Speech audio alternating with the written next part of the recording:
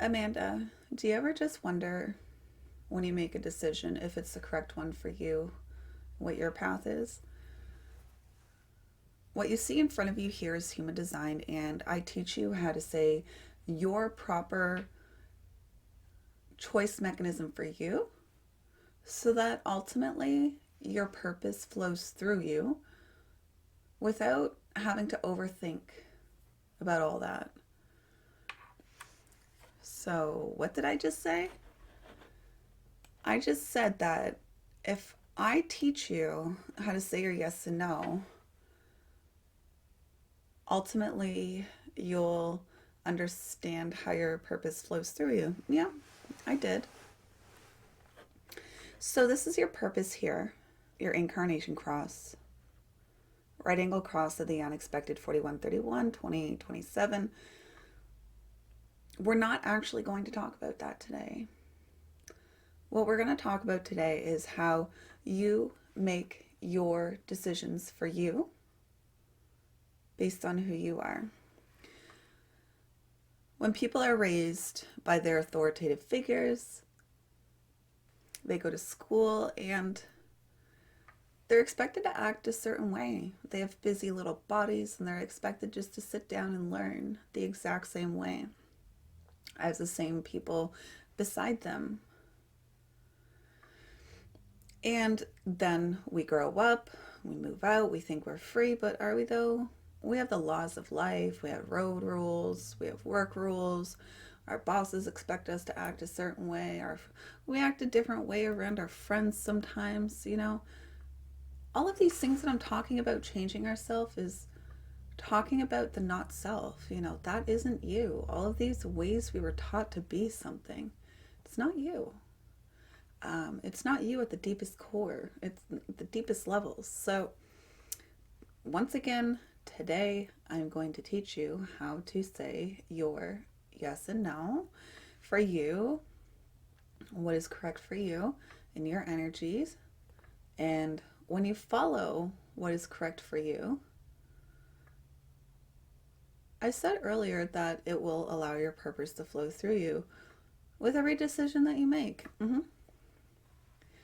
Or let's just say that your energy didn't want you to do it, so you decide to not do it, which is still allowing your purpose to flow through you because you're still listening to your energy.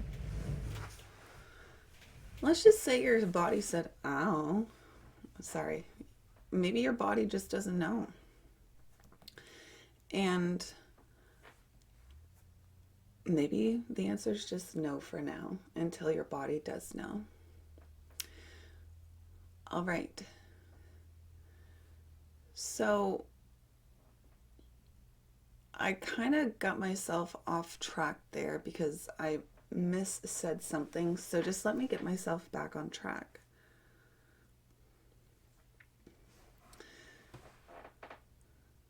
All right. We're going to run into more of that in a little bit about what happens when you do the opposite. But that's too much jargon at this point. Let's hop right into how you say your yes and no. All right. This is human design, allowing a person to understand how their body makes correct choices for themselves, ultimately allowing their purpose to flow through them without getting their brain involved. Yeah, I said it like 7 times because that's what it is.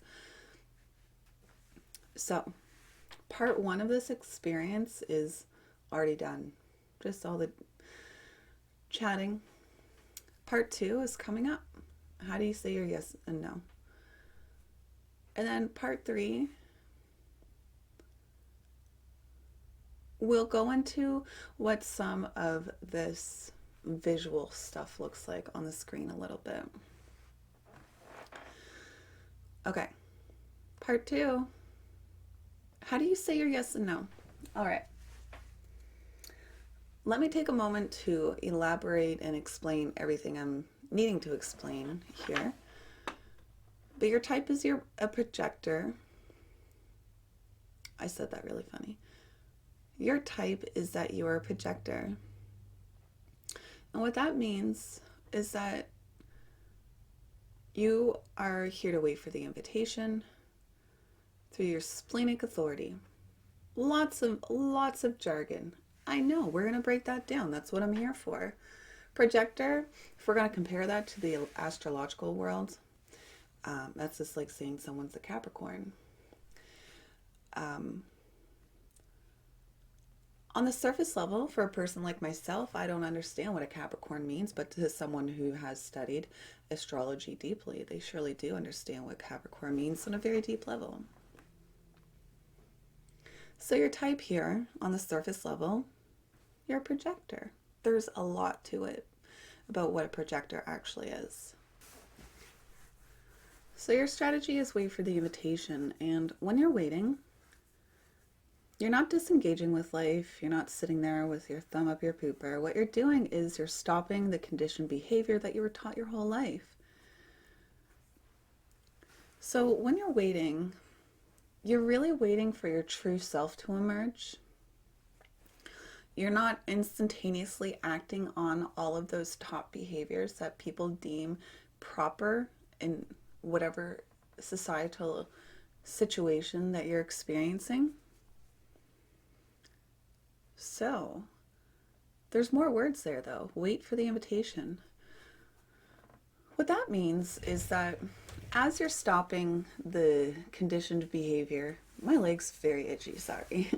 As you're stopping the conditioned behavior, you're waiting for life to come to you.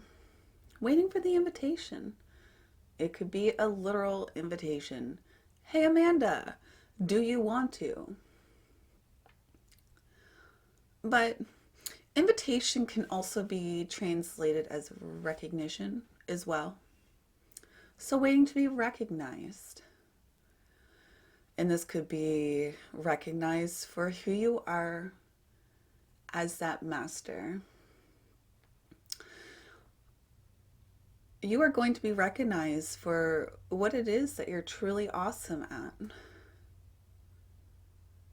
So that's what you're waiting to be recognized as. Interestingly enough, when a person doesn't recognize that awesomeness within them, they kind of just like disregard it. Like, Amanda, you're beautiful.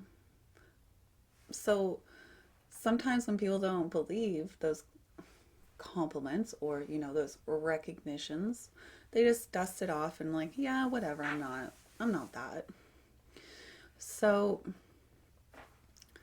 when you are recognized,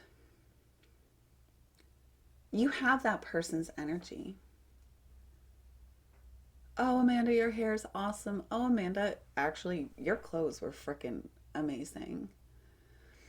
So it's just, those are recognitions about you.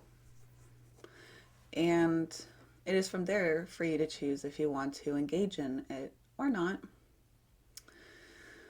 So let's put that back together. You're waiting around. Remember, there's two parts of you making a decision here because remember, it's strategy and authority. It's not just strategy here. So you're waiting around, doing what you do as your projector, awesome master guide, who you are. Waiting to be recognized, waiting to be invited for what you do best. So it's then you're like, well, okay, I waited around, I get some invites now. What do I do? How do I know if my answers are the right answers for me? Well, I just want to remind you that step one of that was deconditioning all the crap that we've received our whole life as what was correct. And now, let's see what your energy has to say. And this is your authority, which is your spleen. This is going to be the most subtle whisper. A lot of people talk about these gut feelings like, oh, well, I was just in my gut. You actually have this capability. I mean, I doubt it's in your gut, but you just have this natural instinct that's a very small whisper that you should do it or not. Like I said, a very small whisper. What am I actually talking about? Like your spleen, which is actually right here. Um, it already gives very, very quiet whispers, and the fact that it's highlighted all in red numbers from this side, that means it whispers even more quietly for you. But you do have a fixed way of understanding what's correct and healthy for you and safe for you in the most primal ways with those whispers.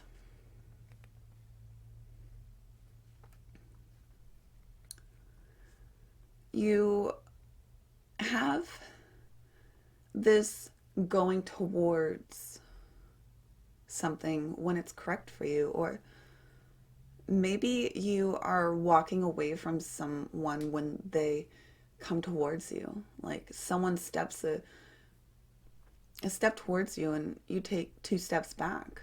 And you're like, why did I just do that?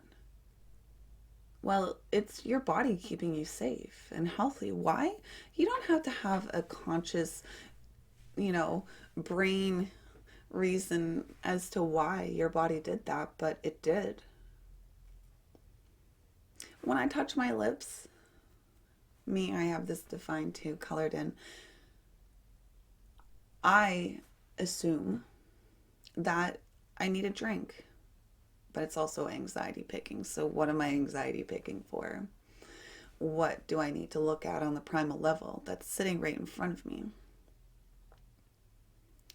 I have two funny examples. The first funny one is that this was like 7 years ago, so it's not even like recent. But it was June. You would assume it was warm. It wasn't. The pool was up. My girlfriend was down. She had her parents around, and I hadn't seen my friend in a long time, so I was like, I'm gonna get in the pool just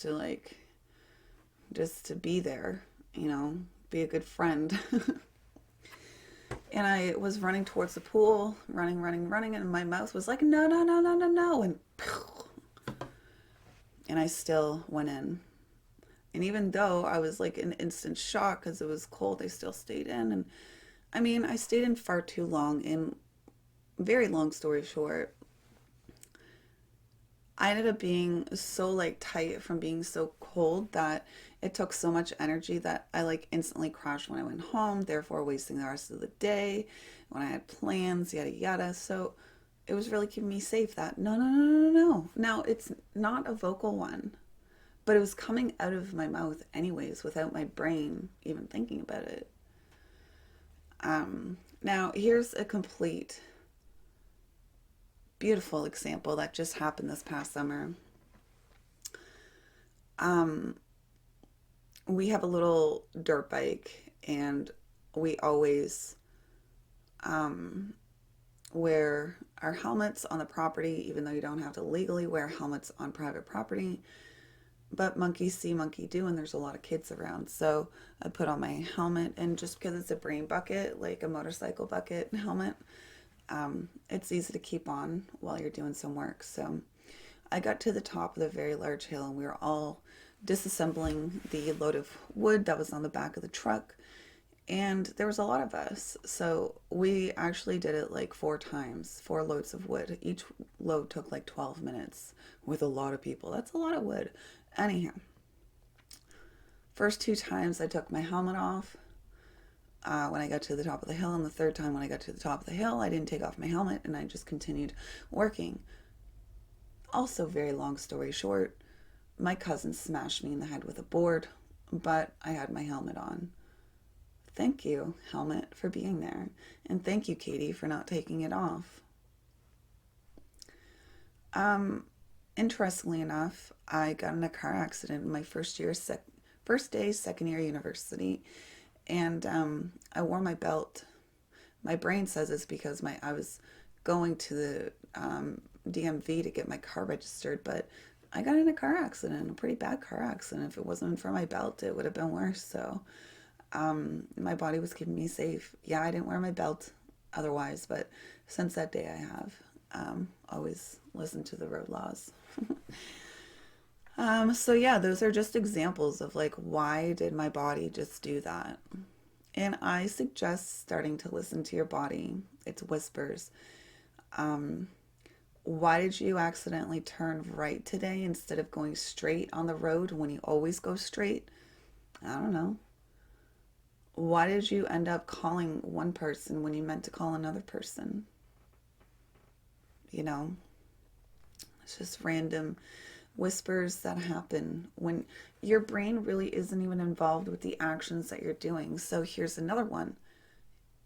Here is something that happens to do with your strategy: waiting to be recognized or waiting for the invitation. Hey, do you want to go to the store and your body's already up and heading towards the door before your brain is like, oh, you don't got money, you don't got, you know? So it's just these physical movements or these whispers that your body is telling you. And it could come in a lot of different forms. Those are just how I experience them. How do you experience them? Okay, let's throw that together. You are waiting for the invitation as a projector.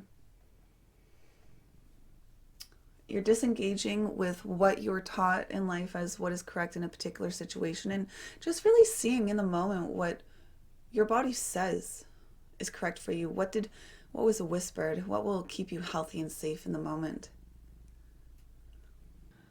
You see here the word personality. You see these black numbers, and these are a list of characteristics that do describe you, and they were captured at the moment you were birthed. At the moment you were born. Over here on the left hand side, the design side, this is subconscious to you. So you're aware of this side. You might not be aware of this side as much. But when you look over your life, you might recognize these traits over a long period of time, or certainly the people around you recognize this about you, that you hold dear to you. But if you look here, the 28 finds its way down here. If you look up here, the 41 makes its way down here. And that's how all of these gates make their way down into this chart. And if by chance two gates meet up, it creates these colored centers on the end. But what does this all mean? So all of the colored in stuff, this is you, this is who you are and what you put out consistently into the world. And this is what you can rely on making your decisions. And that's pretty much what I've been telling you all about, but I just didn't really tell you that I was talking about that. And you are a person who can be instantaneous, and you know what is correct and risky for you. But just because you know what's correct and risky and safe for you doesn't mean that it's correct and safe for everybody around you. So keep that in mind. So you are alert and aware, and you do understand what depth it takes that it requires in order to be risky. But what's fun about you is that you can smell liars. And you're a person who is really about the I am or I will. So when you speak, listen to those words as well. Like when they just fall out of your mouth without hearing or thinking about what just fell out of your mouth. I am, I will. But yeah, this is the channel of surrender, a design of a transmitter, so you have something to say to your tribe. And this is the channel of initiation, a design of needing to be first. Now, this can be a very competitive channel, but it doesn't necessarily have to be competitive for the sake of you being first and only first, but it's maybe so that you're first and then everybody else can like benefit from your experience being first, or you're going to bring the tribe with you even if you do get first, etc.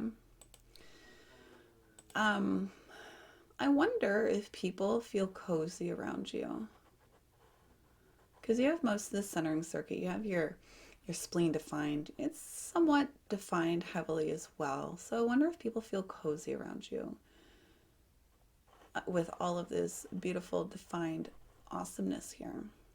So don't let people ever take advantage of your coziness, your friendliness, because your body really does understand what is correct for you, what is safe for you, or what is not safe for you, and what is to be got rid of, or what is to hold on to. Um, you're like, well, what about all of this white stuff in the chart? Undefined open centers. This is just stuff that is inconsistent. And this is just explained in a longer reading, but basically it's just inconsistent, so we just don't make decisions based off of that. So with all of these 6 centers combined, if you're making decisions based on who you're not, this is how you could see your life being. And you might be quite bitter because of it. You could see yourself being the person who's put on a mask, or is the person who tries not to rock the boat, because you can surely get a lot done, both physically and mentally, when there's that pressure around. Um, and when you are running around like a chicken with its head cut off, you are surely a better person. So, when you are trying to be seen or trying not to be seen, or uh, avoiding circumstances where you can, avoid being uncertain. Maybe you're trying to be inspirational, or you're trying to be inspired by something, like flicking endlessly through the scrolling socials. Maybe you feel like you gotta go, go, go, go, go to grow your environment.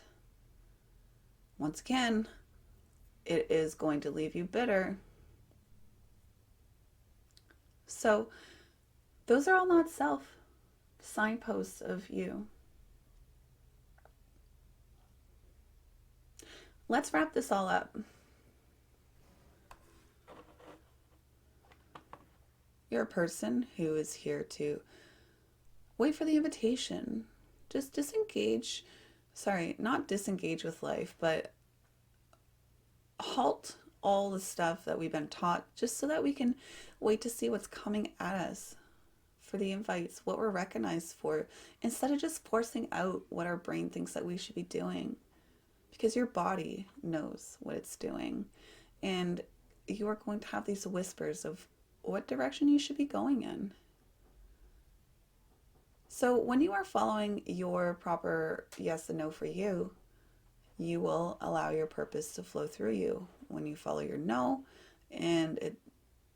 if you follow your yes, or if you follow your I don't know, which is a no, you're going to allow your purpose to flow through you. But if you do the opposite, like if your body says, it moves towards something, but you're like, I can't do it, I'm too afraid, what will people think of me? Well, then you're going to find yourself off your own path and find yourself bitter. So, another thing that happens is that when you're acting your true self, your profile, your behavioral costume starts to come to play. And you're just a person who's seen. You're a master. You're natural.